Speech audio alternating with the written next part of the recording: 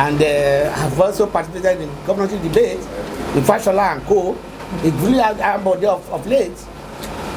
And I didn't pay a dime. I didn't pay a dime. So, what we are saying is that you want to exclude a lot of people, if they are ever credible. Our own selling point is credibility.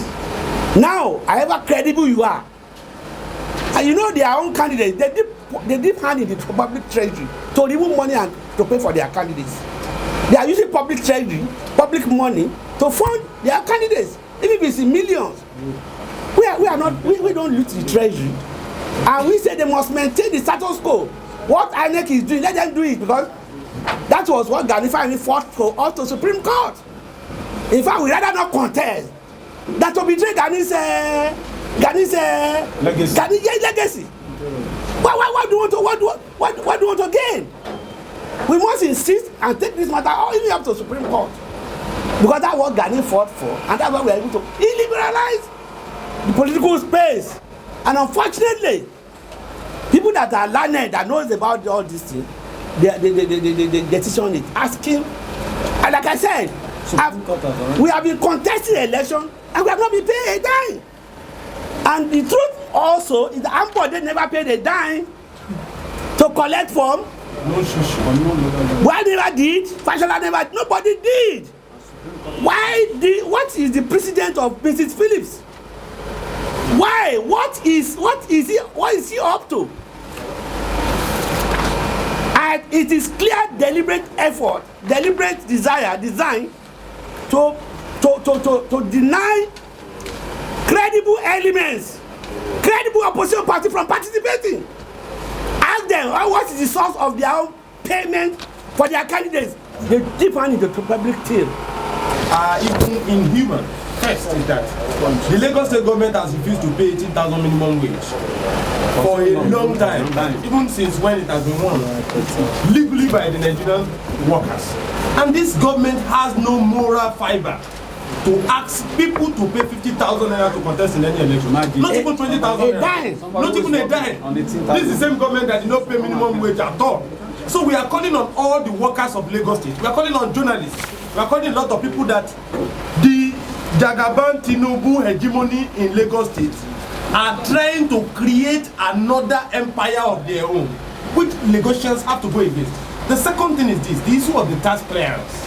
The tax clearance itself is illegal, very, very much illegal. Because if Lagos, let's go ask Tinubu to bring his tax clearance. Yeah. Let Tinubu himself come out. He has contested election twice in this state, and he has billions of dollars in his account everywhere. He owns companies that are stolen from Lagos State government. Where is his tax clearance? If people like Tinubu, Fashola and Co. Ambode cannot produce tax clearance, it is immoral and inhuman to ask anybody that want to contest to bring tax clearance. And then they now talk about people having resident card. And you see Nigerian ruling class crying foul when in South Africa they are talking of xenophobia. How do you ask people to come with resident card? It's abnormal anywhere in the country. They are the ones shouting restructuring change everywhere. Whoa. And they keep saying that people must be resident card. In the Lagos at 50th anniversary, they said Lagos is home for all. And you are forcing people to come and have a resident card. There is no part of the country, aside the population census that we always have, there is no part of the constitution of Nigeria that you have the resident card.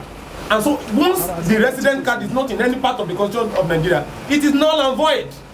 So we are asking Nigerian people, the Lagosians, to come out en masse to say no to this illegal local government council election.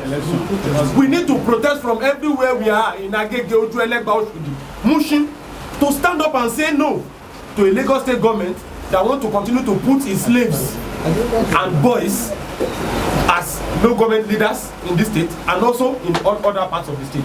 As National Conscience Party, we are the only real opposition party in Lagos State, and that is why they are afraid of us.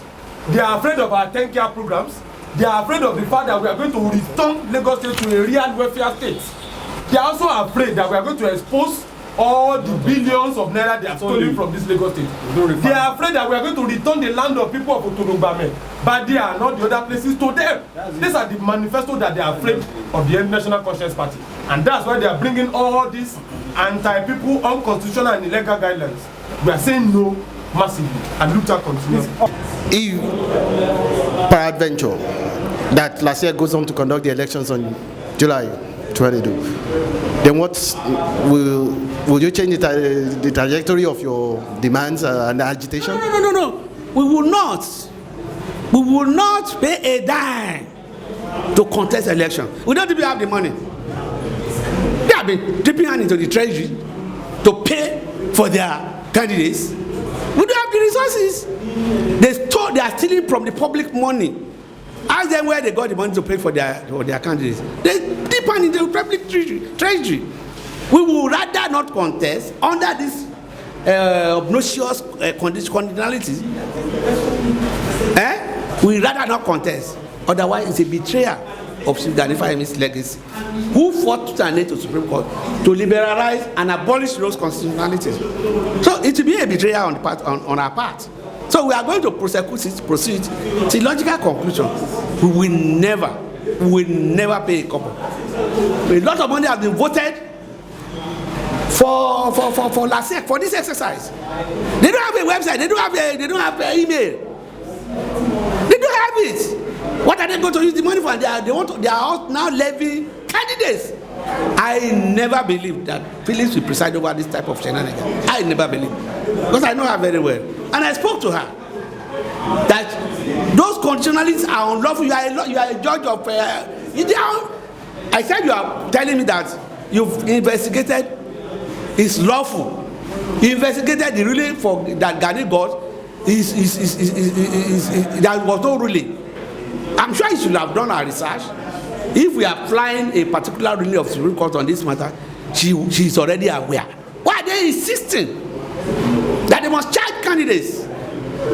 It's unprecedented, it's unheard of, there's no they cannot make any reference to anywhere. And the danger is, if we don't fight it to a logical conclusion, it becomes a precedent. Although we charge, we charge, and it becomes a problem in this democracy. Before you know, INEC itself can change its position. So it's a fight for everybody.